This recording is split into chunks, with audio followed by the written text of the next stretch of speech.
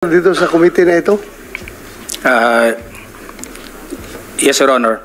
Right.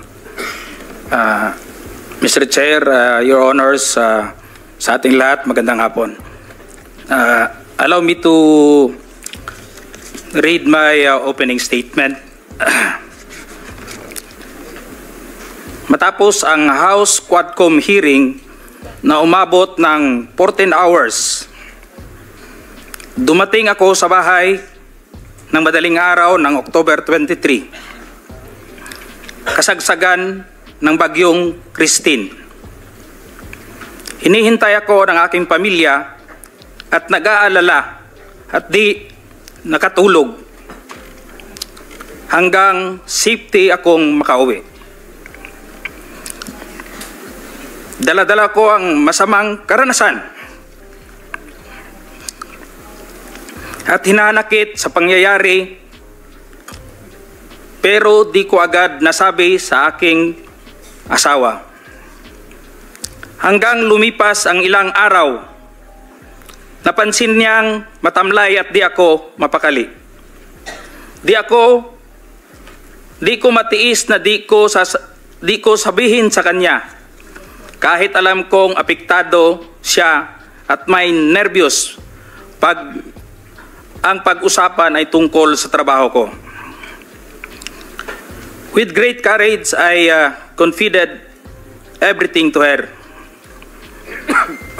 Kahit ito ay malaking problema, and it will affect us, and it will change on our normal and simple life. My career for almost 30 years of service, our personal and family safety and security, and maybe I will be condemned or be ostracized. My wife hugged me and started to cry and asked me why. I told her patagal na tayong nagsusumikap, and we have to be strong and survive together. Mauna ni ang panahon nga magpakabanata means makialam. Lisod maging witness rata o maging innocent bystander. Maangol gyapon ta o maging casualty tayo. Gipasabot nako sa iya ha. I have to explain to her, kailangan na ay mubarog sa kamatuoran. There must be someone to rise up to the occasion. I told her that I have the moral obligation and a call of duty to uphold as police officer. In the eyes of God and in the soul of man, I have to say this, even God was betrayed 3 times. But this time, I have to say this, I don't want to betray our beloved country, our fellow Filipinos, and to God Almighty. I don't want to discredit the men and women of the Philippine National Police, the institution where I belong. I don't want to destroy my beloved alma mater, the Philippine National Police Academy, who molded me with moral values to speak for the truth that I owe, and it's time to give it back the honor and respect. Your Honor, allow me to read my affidavit. Good. Sige. David, Yes, Your Honor. also submit a copy to us. Sige, Yes, Your Honor. Mahaba po yan? Ilang pages pa yan? Saglit na ho, Your Sige, Honor. go ahead. Allow me to read, Your Honors, my affidavit. I, Police Colonel Hector U. Grijaldo, 3rd Level Officer, presently assigned a Personal Holding Administrative Unit, Camp Crame, Quezon City, after duly sworn to under oath and in accordance with law, do hereby depose and states that I have been dedicated to public service for almost 30 years.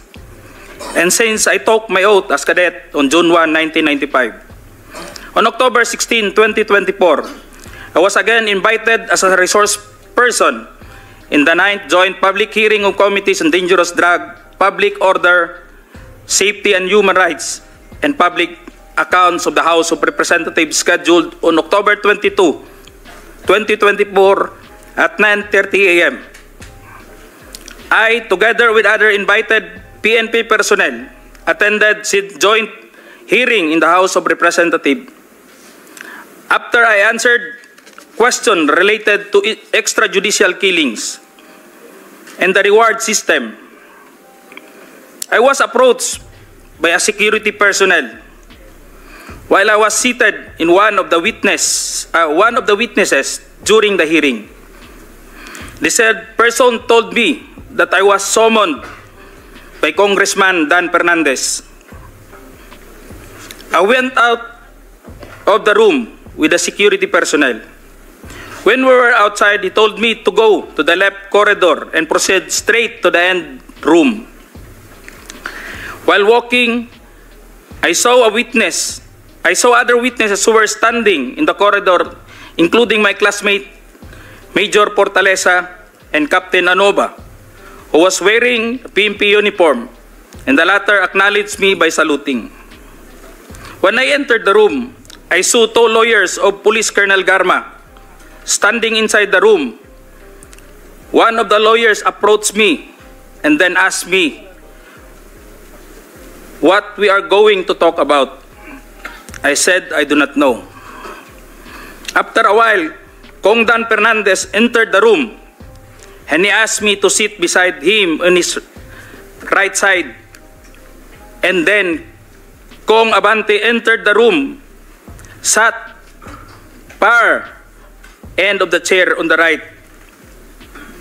One of the lawyers of Police Karma stood near at my back. Kong Dan Fernandez put the paper he was holding on the table and told me, "Ito ang sasabihin mong statement na ito," while pointing on the paragraph on the paper. Ito ang supplemental affidavit ni Colonel Garma. Sabihin mo, alam mo ang reward system. I-confirm mo lang.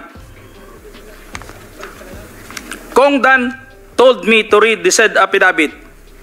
However, I asked the copy of affidavit he was showing to me to read it. He did not give it to me. The lawyer of Police Colonel Garma said, "Ikaw lang ang pwedeng magsabi niyan," sabi ni Colonel Garma. I was puzzled and I asked myself, why me? I respectfully told him that I cannot confirm. They are saying as I have not read the affidavit.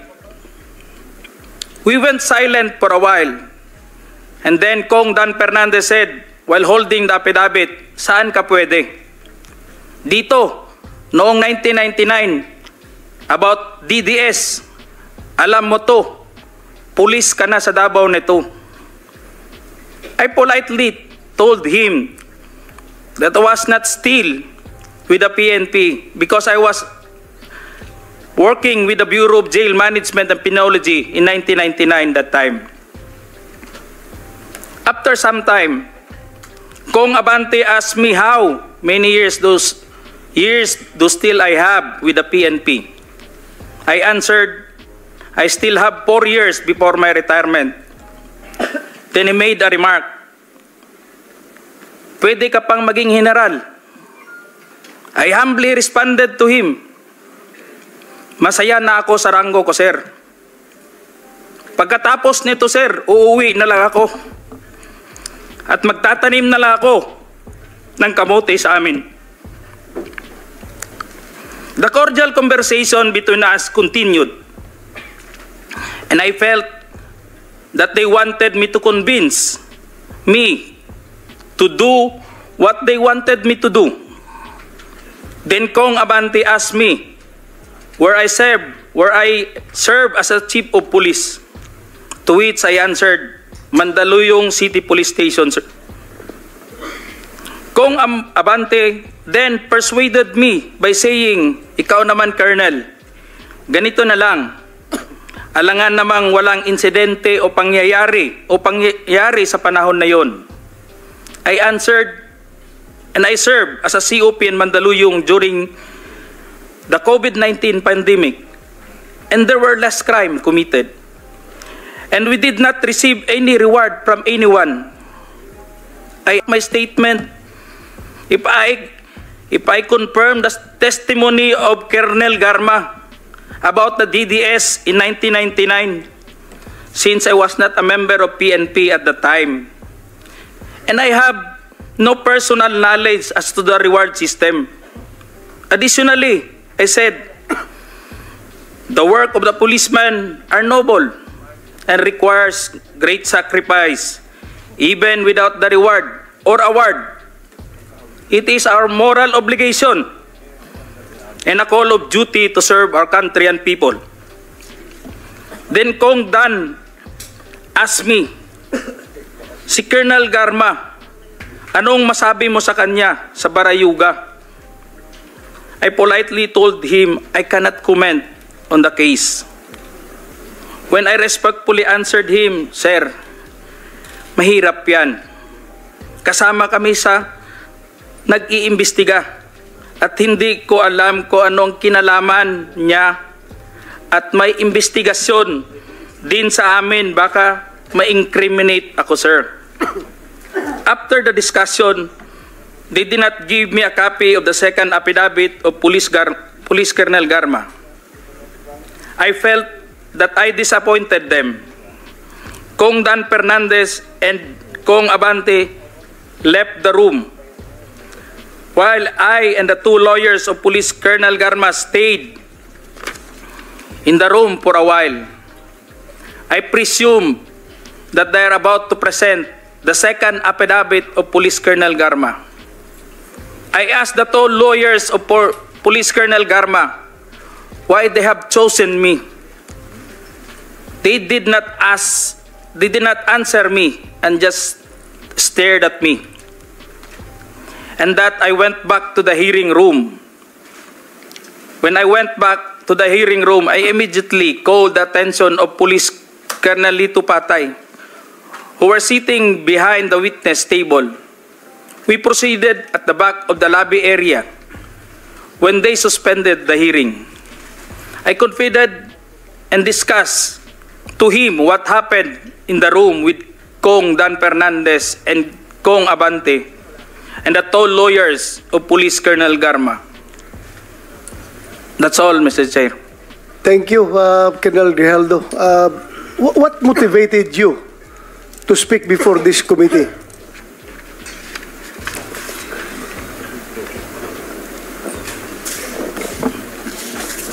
The time, Your Honor, I was insulted and it is very offensive, and I think it is inappropriate for anyone to act like that. No, meaning you feel that you are being coached to make that statement? Yes, Your Honor. I feel I've been corrupted to make that statement, Your Honor. Just because at that time, habang nag-uusap-usap, habang nagkakaroon ng deliberation doon sa hearing, Your Honor,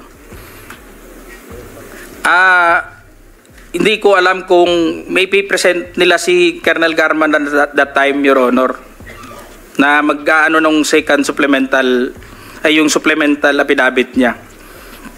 So do you feel harassed? Did you feel harassed? It's an harassment and very offensive, Your Honor, and uncalled for anybody. At that time, I was wearing my uniform. You're wearing your As uniform police officer. and you are being told to lie. Parang Am I correct? gusto nilang magsisinungaling po ako, Your Honor. So, Colonel Grijaldo, I would like to thank you for your courage. I'm sure maraming police ngayon nanonood, and if you have observed, mabuti na nagsalita ka, dahil if you have observed, the way they are treating policemen in the Quadcom, it's very hard. I feel them. I feel them. Because naging police din ako. Kapag sasabihan ka lang, answer yes or no. You can only answer yes or no. You're not allowed to explain yourself. So, para bang you are being deprived. You are being deprived of your right to explain yourself. Kaya lalong-lalo na kapag ikaw itinuturuan na itong sasabihin mo, itong paragraph sasabihin mo, o dito, pwede ka ba dito? So, that's very inappropriate and it's very irregular for a lawmaker making an investigation in aid of legislation to make that kind of approach to a resource person na parang pinipilit na itong sabihin mo, iko-coach ka, ito, pwede ka ba dito? Para ang lumalabas na meron talaga silang preconceived na goal na kung anong dapat lang ma-hit dito, kaya ginaguide yung magiging statement mo. Am I correct? Yes, Your Honor. So ngayon,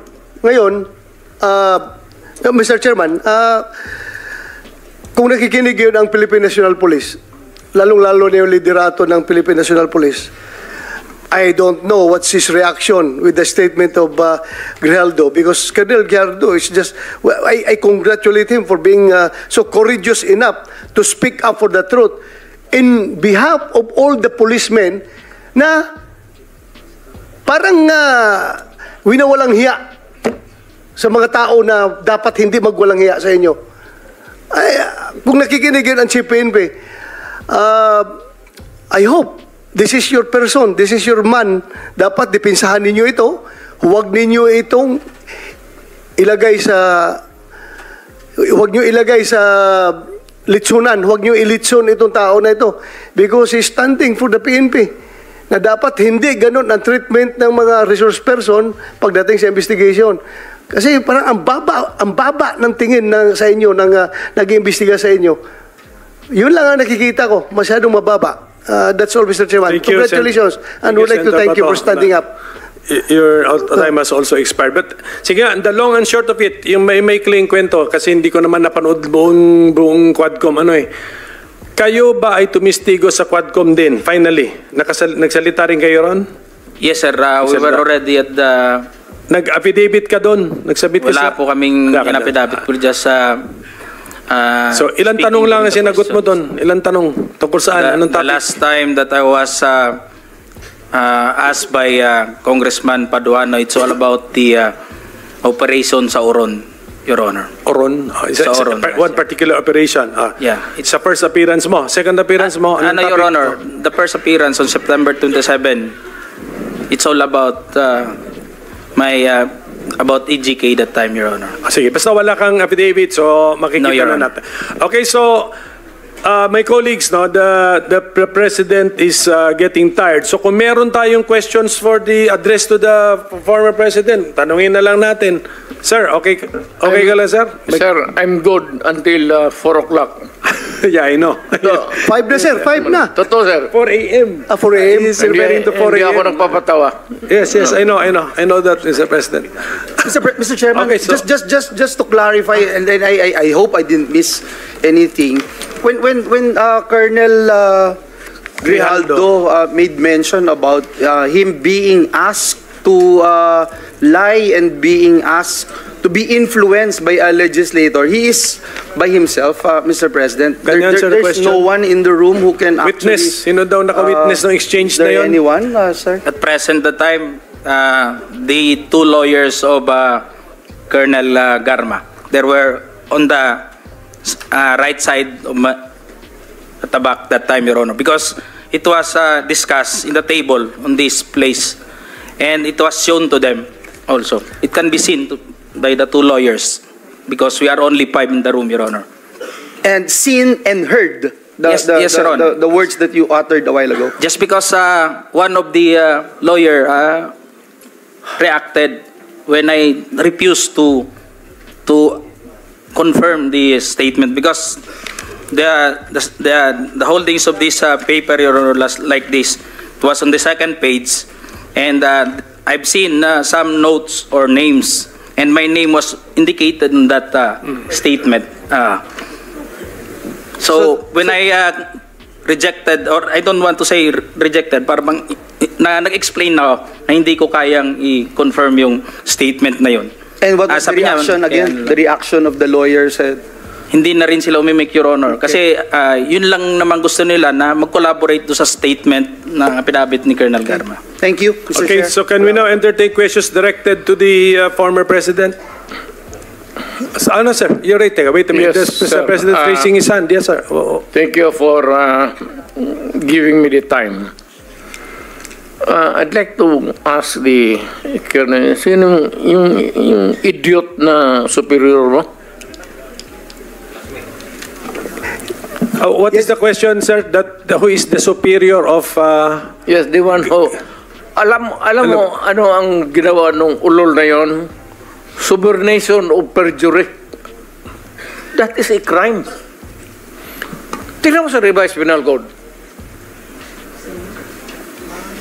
Subornation. Okay po, I think you already stated it, Colonel Grijaldo. Nasagot na po niya, Mr. President, nasa testimony na po niya. Sige po, can we now proceed?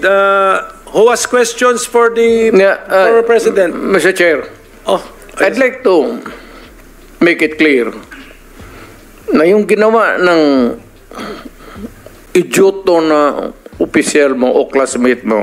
Sir, it's not officer, congressman. Congressman ang nagsabi sa kanya. Ganun, congressman. Yung idioto na congressman, subornation o perjury yan. He was suggesting, yung inuudyok mo yung tao na mag-execute ng affidavit falsely or making a false narrative, subornation of perjury. Yes, that's a crime under the revised penal code. Yes, sir. Thank you. Sige, sir, because, okay, we are operating under, time constraints. So, sabi ko kanina, hanggang 3 o'clock lang tayo. But, sige, gusto ko lang habulin yung classmate mo. Yung congressman. Parang papailan ko ng kaso. Total, hindi ko na kailangan yung affidavit mo. Your narrative here is under oath. Hindi ko na kailangan yung affidavit mo. All I have to do is to take out your statement, the basis of filing a case of